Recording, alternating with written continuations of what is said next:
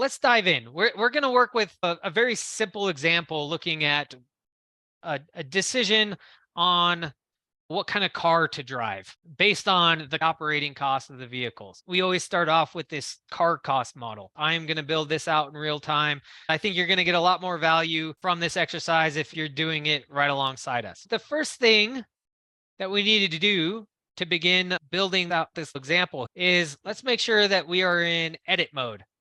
Click on the arrow button on the top. That'll put you in edit mode.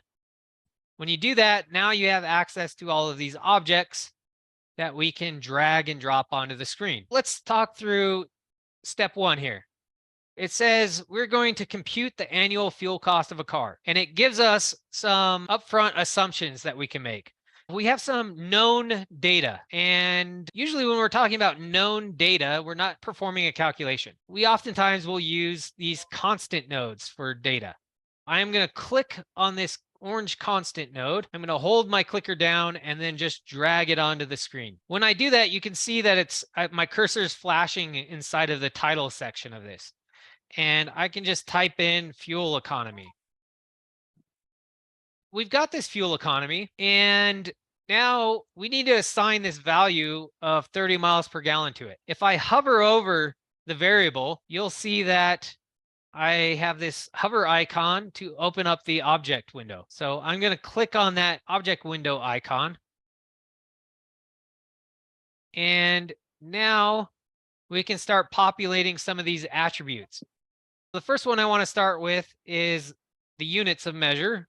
In this case, it's miles per gallon. If I wanted to input a description, I could just say fuel economy of the vehicle. In this case, the definition, it's not an equation. It's a simple 30 miles per gallon. If I want to accept that definition, I can click on the green check box, or I can click anywhere else. We've got our fuel economy. I just closed out that window because we were done specifying what we needed to specify. Let's go ahead and start adding some of these other things like fuel price. Again, this is just data. I'll use a constant node.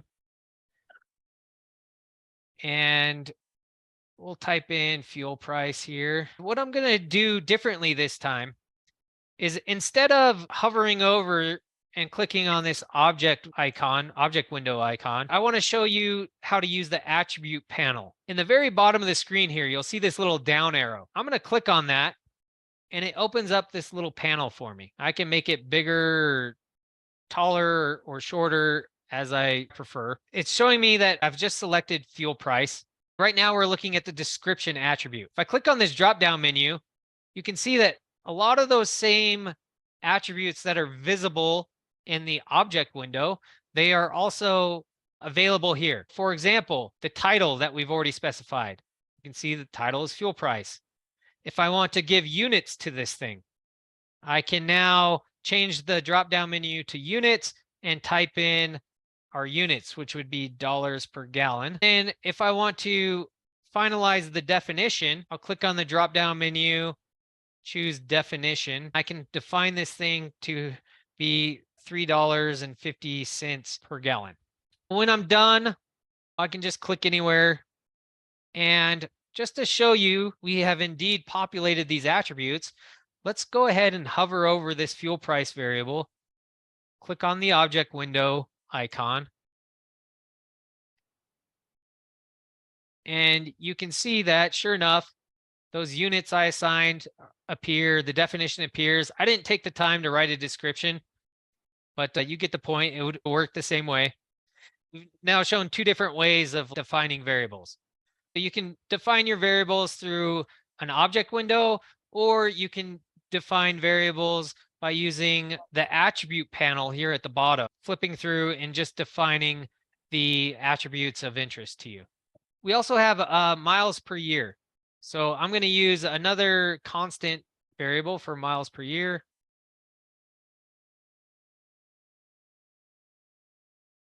In this case, because I want to define both the units and the definition, I find it just quicker to open the object window. So I'll hover over, click on the object window icon,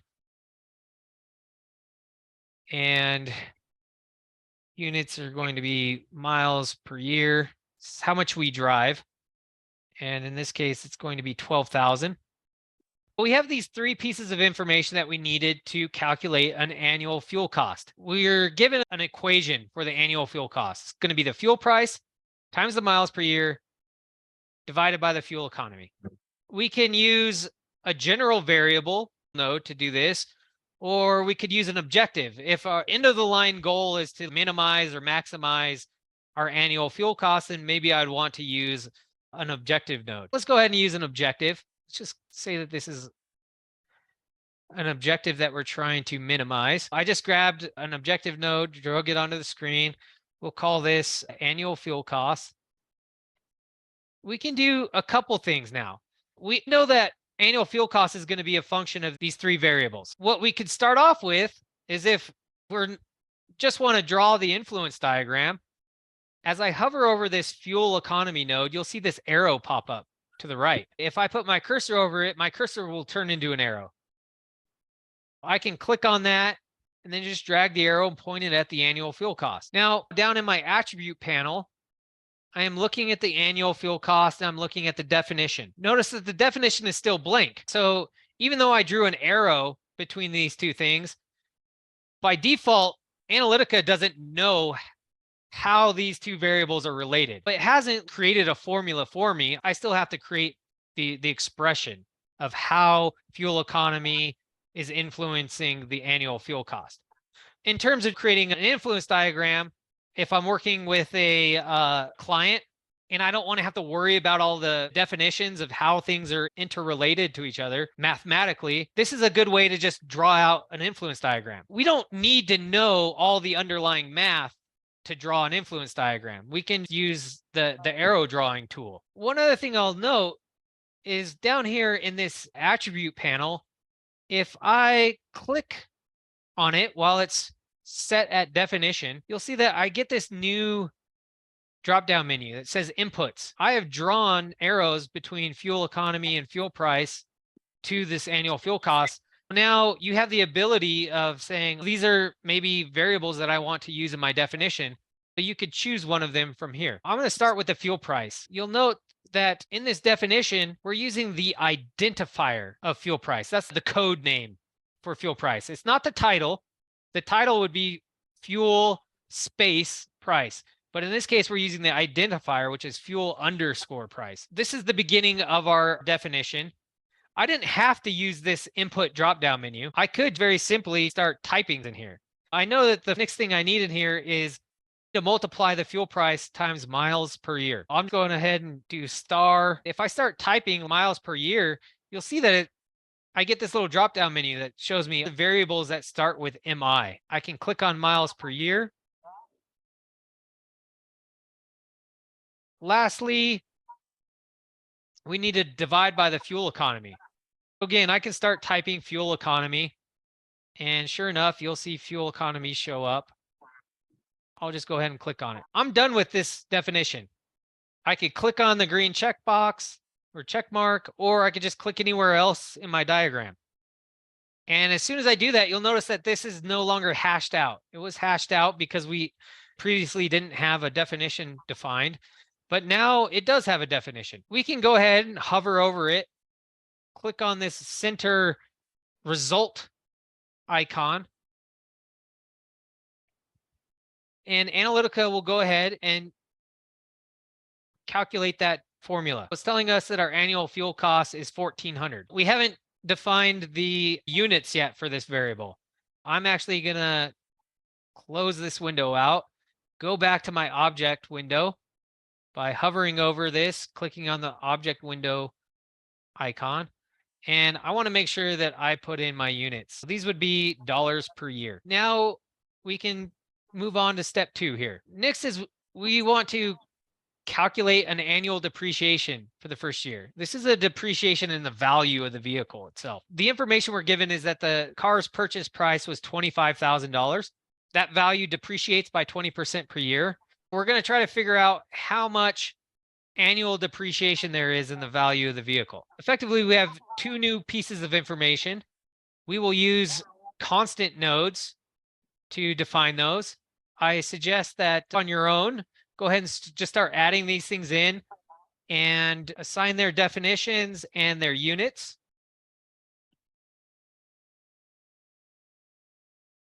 I'm not going to talk my way through this time.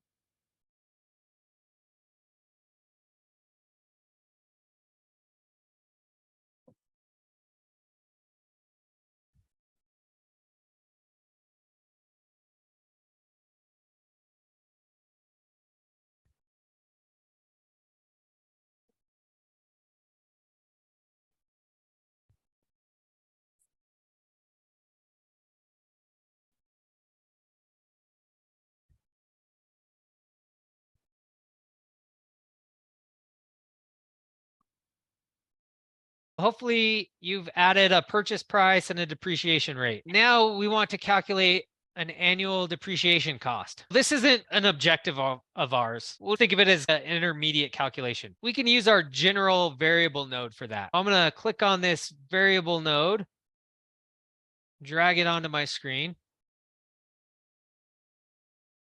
We're going to call this annual depreciation. I'm going to specify the attributes down here in the attribute window. I've highlighted this annual depreciation. You see the little black squares surrounding it. That's how I know it's been highlighted.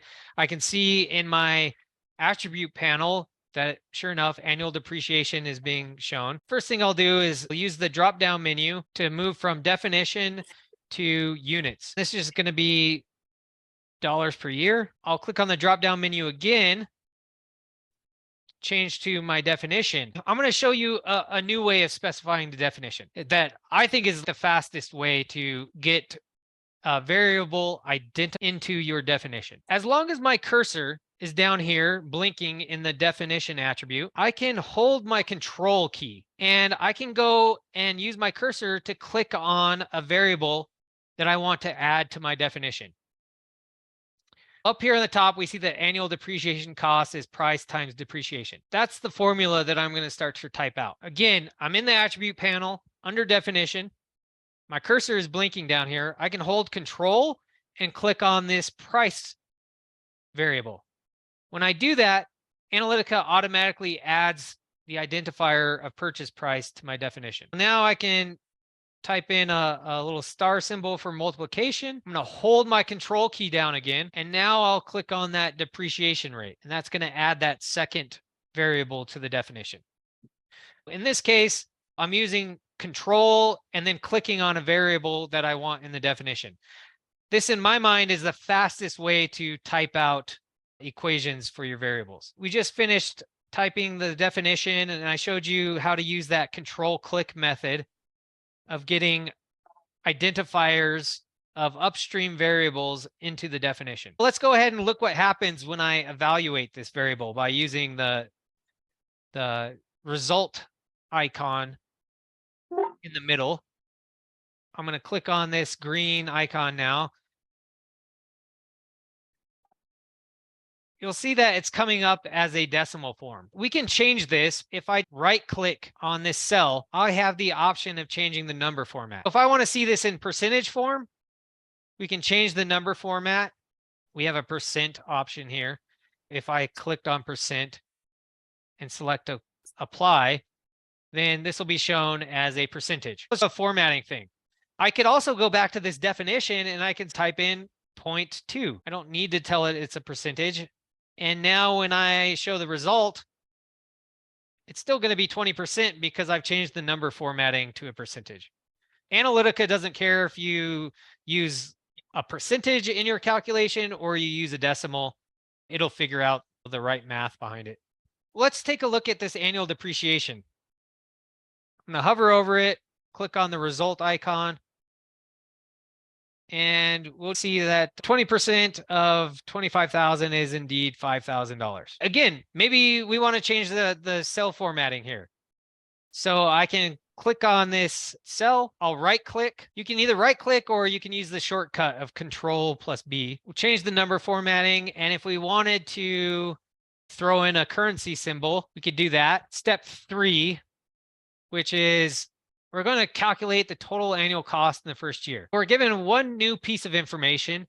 that we actually expect there to be operating and maintenance costs of $1,000 per year. With that new information, we can calculate our total annual cost, which is going to be the sum of fuel costs, depreciation, and O&M costs. So the first thing we need to do is add in this new operating and maintenance cost. This is data, so I'll use the constant node. I'll bring that in here, and I am going to abbreviate this as O&M cost. And I'll go into my attribute panel. I've highlighted O&M costs, so it's showing up down here in the attribute panel. I am currently looking at the definition. I can type in that $1,000 right now. And since I'm a stickler about units, I'm going to then use the drop-down menu to change from definition to units. I will type in dollars per year. Now I'm finished with that, and we're ready to calculate this total annual cost. This feels to me like it's almost a new objective. Our objective has changed. Now the objective is looking at the total annual cost, not just the annual fuel cost. Maybe for clarity, I don't want this to be an objective node anymore. I could open the object window by clicking on this object window icon. I decide I would prefer that it be a regular variable. And now you'll see that it's automatically turned into a variable node. I now want to add this new objective for total annual cost. We'll go ahead, select the objective node, bring it down, and we will call this total annual cost. I will start off with it highlighted. The units is currently selected, so I'll stick with that. And we know that the units are going to be expressed in dollars per year. Now I want to create this summation. I will change from the units attribute to the definition. Again, I find the fastest way to type out a definition is to use that control click method. So that's what I'm going to do. I have my definition attribute selected. My cursor is flashing inside of here. I am ready to hold down my control key, and the first thing I'll include is a fuel cost. With my control key held down, I'll go over to the annual fuel costs and click on it. And that automatically puts the identifier into this expression. Then I'll throw in a plus symbol. Now we want to include that annual depreciation. Again, hold my control key and click on annual depreciation. I'll do another plus symbol. Lastly, we're going to include the O&M cost. Again, hold down my control key and click on O&M cost. I like to use that control click method, but you could have just as easily typed this all out inside of the definition. Whatever works best for you. We're now done with that. And if we show the result, I hover over it, click on the result icon. We now see that we have a total annual cost of $7,400 per year. For the most part, we've followed our guidance. We have an objective on the right. We didn't have a decision yet in this particular example. Realistically, you could have thought of the fuel economy or the miles per year as decision nodes. Maybe you're trying to decide how much to drive each year. If you wanted to drive more, drive less, you could have treated this miles per year as a decision. If you're buying a brand new vehicle, then of course, fuel economy is a decision that factors into your purchase.